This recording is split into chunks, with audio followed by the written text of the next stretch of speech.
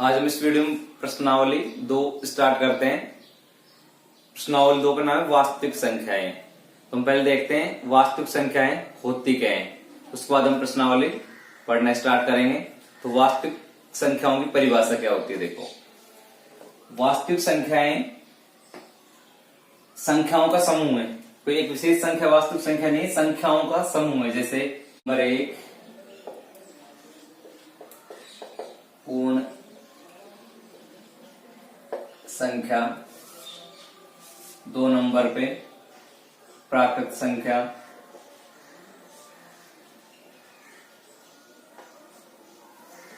3 number पूर्णांक,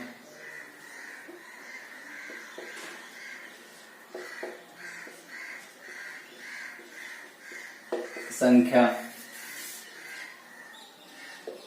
सम संख्या, विषम संख्या,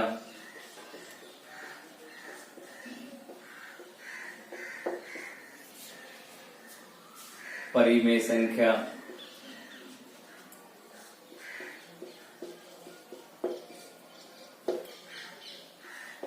अपरिमेय संख्या,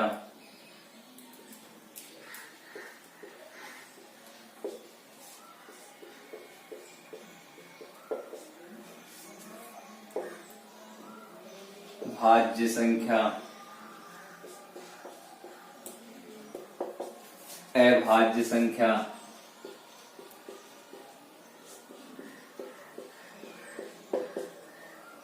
अभाज्य संख्या।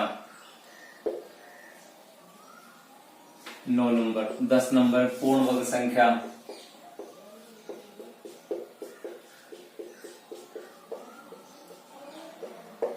पूर्ण वर्ग संख्या।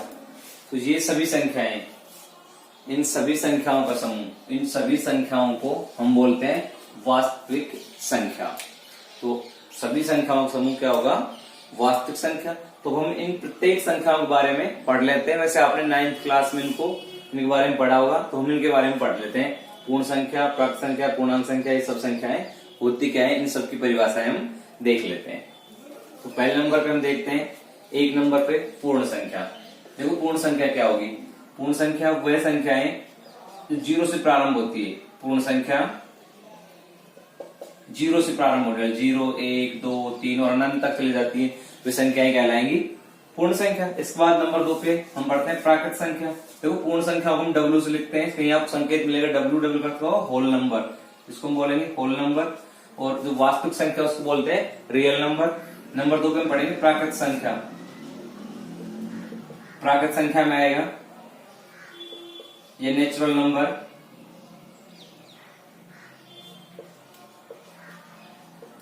प्राकृत संख्या होगी अपने लिए। इसमें 1 से प्रारंभ होने वाली संख्या है, जैसे 1, 2, 3 और अनंत तक, ये सब संख्या कहलाएंगी प्राकृत संख्या।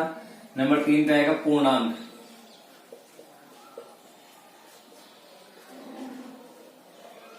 पूर्णांक संख्या होगी सभी ऋणात्मक और धनात्मक संख्याओं का समूह पूर्णांक कहलाता है। जैसे -3, -2, -1, 0, 1, 2, 3, ये जो सभी संख्याएं हैं ये कहलाती है पूर्णांक संख्याएं। यहां से इस साइड की कहलाती है ऋणात्मक संख्याएं, ऋणात्मक, और ये कहलाती है धनात्मक। यहां से इधर धनात्मक संख्या। ये पूर्णांक संख्याएं ऋणात्मक और धनात्मक संख्याओं का समूह है। तो 0 से साइड संख्याएं ऋणात्मक संख्याएं, 0 के साइड संख्या धनात्मक संख्या। 0 ऋणात्मक धनात्मक कौन किसी में शामिल नहीं है। इसके बाद हम देखते हैं यहां से सम संख्या। सम संख्या क्या होगी, वे संख्याएं जिनका इकाई अंक 0, 2, 0, 2, 4, 6, 8 हो, वे संख्याएं सम संख्याएं कहलाती है। या वे संख्याएं जो 2 से भाज्य होती है वो सम संख्या कहलाती है। जैसे हम ये लिखें 1, 6, 5, 3, 2, तो इसका जो इकाई अंक देखो 2 है, तो सम संख्या कहलाएगी। किसी भी संख्या के इकाई अंक इनमें से कोई भी आता है तो सम संख्या कहलाएगी। अब हम पढ़ते हैं विषम संख्या।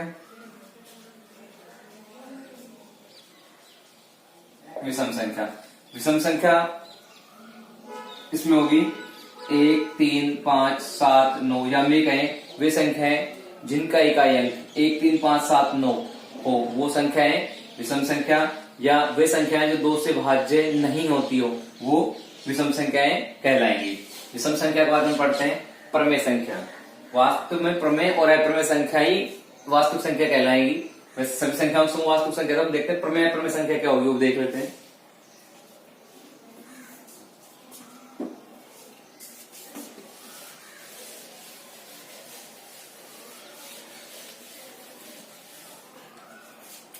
परिमेय संख्या,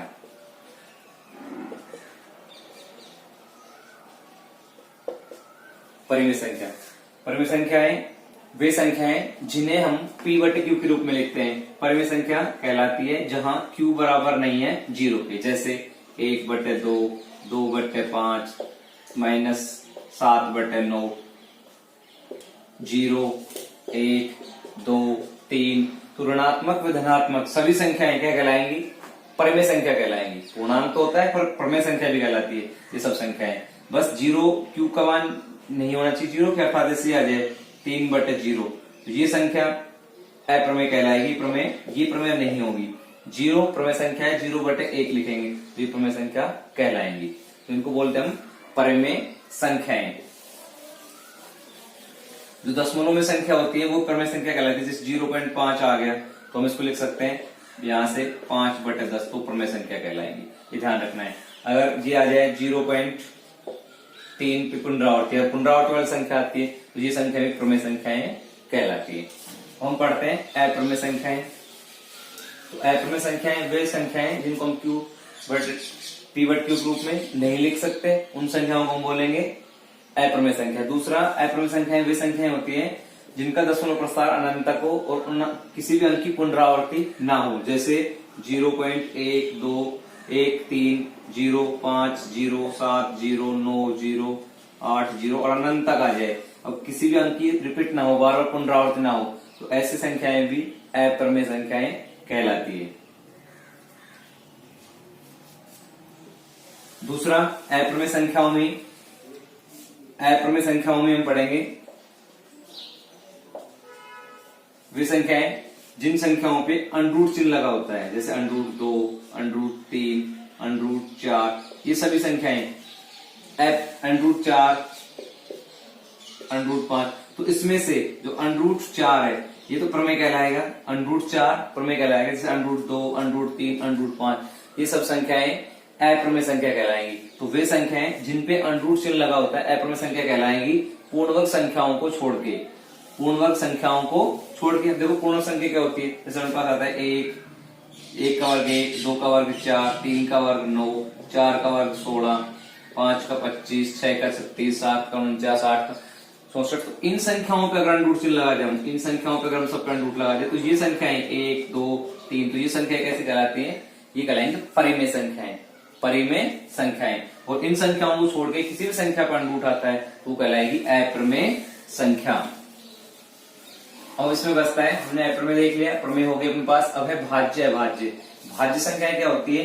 वे संख्याएं जिनके हम गुणनखंड कर सकते हैं, भाज्य संख्या कहलाती है। जैसे हमारे पास 4, तो 4 गुणनखंड हो जाएंगे 2 गुणा 2, तो ये भाज्य संख्या कहलाएगी। जैसे हमारे पास 2 है, 2 अभाज्य संख्या है क्योंकि 2 के हम गुणनखंड नहीं कर सकते। 2 को हम लिख सकते हैं 2 गुणा 1, 2 बराबर हुआ 2 गुणा 1। वे संख्याएं जिनके हम गुणनखंड कर सकते हैं वो कहलाएंगी भाज्य संख्याएं। जैसे 8 है, 16 है, 10 है, कोई भी संख्या हो सकती है, 9 है, ये कहलाएंगी भाज्य संख्या। या हम ये कहें कि वे संख्याएं जिसमें स्वयं के अलावा अन्य संख्याओं का भी भाग जाता हो वो संख्याएं भाज्य संख्या कहलाती है, भाज्य संख्याएं। उसके बाद हम पढ़ेंगे अभाज्य संख्याएं। तो अभाज्य संख्या में वे संख्या होती है जिन संख्याओं के हम गुणनखंड नहीं कर सकते, जैसे 2 है, 5, 3, 2, 3, जैसे 2, 3, 5, 7, 11। इन संख्याओं के हम गुणनखंड नहीं कर सकते तो ये संख्याएं कहलाएंगी अभाज्य संख्याएं। इन संख्याओं को बोलेंगे हम अभाज्य संख्याएं। और जो 1 है वो भाज्य और अभाज्य किसी में भी शामिल नहीं होता है। तो अब इसके बाद हम देखेंगे प्रश्नावली 2.1। तो उसमें हम पढ़ेंगे यूक्लिड विभाजन प्रमेय। तो ये यूक्लिड विभाजन प्रमेय क्या होता है वो भी देख लेते हैं। यूक्लिड विभाजन प्रमेय, तो ये भाज्य बराबर भाजक गुणा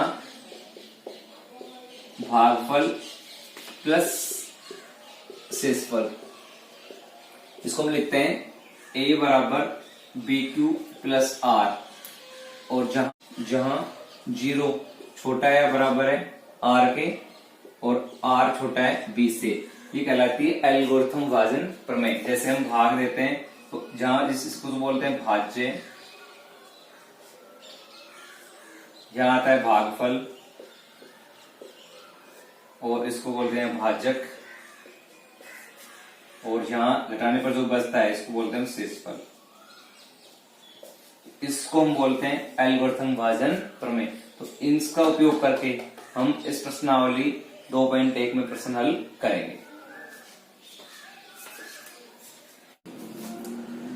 प्रश्नावली 2.1 का पहला प्रश्न, दर्शाइए कि एक विषम धनात्मक पूर्णांक संख्या का वर्ग 8q+1 रूप का होता है जहां q एक धनात्मक पूर्णांक है। देखो इसमें सिद्ध करवा रहा है किसी धनात्मक पूर्णांक का वर्ग 8q+1 रूप का होना चाहिए। जैसे धनात्मक पूर्णांक में बताया था ये होता है 1, 3, 5, 7 धनात्मक पूर्णांक होता है अनंत। तो हम किसी भी धनात्मक पूर्णांक का वर्ग करके उसको 8q+1 रूप का लिखना है जहां 8q एक धनात्मक पूर्णांक है। तो इसमें देखो हल कैसे करते हैं। हल करने के लिए इसको लिखेंगे, माना कोई धनात्मक पूर्णांक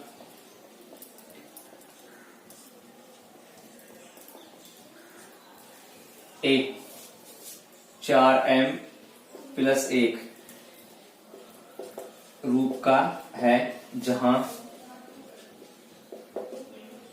m धनात्मक पूर्णांक है, धनात्मक पूर्णांक है। ये हमने मान लिया कि m इसमें धनात्मक पूर्णांक है। देखो अब हमें सिद्ध करना है इसका वर्ग a² बराबर होना चाहिए 8q+1। अब ये सिद्ध कैसे करेंगे इसके लिए देखो मैं लिखेंगे a बराबर 4m+1, यहां दोनों पक्षों का वर्ग करेंगे, दोनों पक्षों का वर्ग करने पर तो उनके पास आएगा a² बराबर 4m+1 का वर्ग, या सूत्र लगाएंगे x+y² बराबर x² + 2xy + y²। तो हम इसको लिख सकते हैं a² बराबर 4m² + 2 4m 1 + 1 का वर्ग। इसको और आगे हल करें तो a² बराबर आ गए 16m² + 8m + 1। देखो हमें चाहिए 8q, तो हम क्या करेंगे a² रखेंगे, यहां से 8 कॉमन ले लेते हैं यहां से, तो उनके पास आ जाएगा 2m² प्लस इन दोनों से कॉमन लेंगे, इन दोनों से प्लस m और प्लस 1। देखो ये हमारे पास आ गए। अब हम इसमें लिखेंगे, माना यहां से 2m² + m बराबर है q के, और तो हमारे पास आ जाएगा a² बराबर 8q + 1। ये हमें सिद्ध करना था। तो देखते हैं हम इन दोनों को बराबर क्यों मान रहे हैं। मैं ये समझाता हूं तुम्हें दोनों को बराबर क्यों मानना। देखो यहां से इसका मान रखने पर 8q आ गया, सिद्ध करने में यही था। अब हमें यहां से मैंने इसमें लिखा q बराबर 2m² + m। देखो ये बराबर क्यों है, क्योंकि जो q है वो धनात्मक पूर्णांक है और m भी धनात्मक पूर्णांक है। धनात्मक पूर्णांक धनात्मक पूर्णांक है। अगर हम यहाँ से m का मान या q का मान 1 माने, क्योंकि धनात्मक पूर्णांक होता है वो 1, 2, 3, 4, 5 और अनंत तक चलता है धनात्मक पूर्णांक। तो इनको हम बराबर क्यों मान रहे हैं, तो बराबर मानने के लिए जहां से देखो अगर हम q का मान 1 रखें, क्योंकि q एक धनात्मक पूर्णांक है 1 तो यहाँ 1 हो जाएगा, और m भी धनात्मक पूर्णांक भी 1 होगा, तो हमारे पास आएगा 2 × 1 का वर्ग + 1। तो हमारे पास आएगा 1 बराबर 2, यहाँ से वर्ग 1 रहेगा 2 × 1 + 1। तो हम इसको लिख सकते हैं 1 बराबर 3। देखो 1 बराबर 3 संख्यात्मक रूप में 1 बराबर 3 नहीं होता है, ये बराबर नहीं, पर 1 व 3 दोनों ही धनात्मक पूर्णांक है, धनात्मक पूर्णांक है। तो हम इसको लिखेंगे ये धनात्मक पूर्णांक है और ये धनात्मक पूर्णांक है, दोनों धनात्मक पूर्णांक है। दोनों धनात्मक पूर्णांक है, दोनों क्या होंगे, समान होंगे। हम ये कह नहीं सकते कि 1 बराबर नहीं है 3, ये सकते हैं, पर दोनों धनात्मक पूर्णांक इसलिए इन दोनों को हम बराबर लिखेंगे। तो ये सिद्ध हो गया। अगला प्रश्न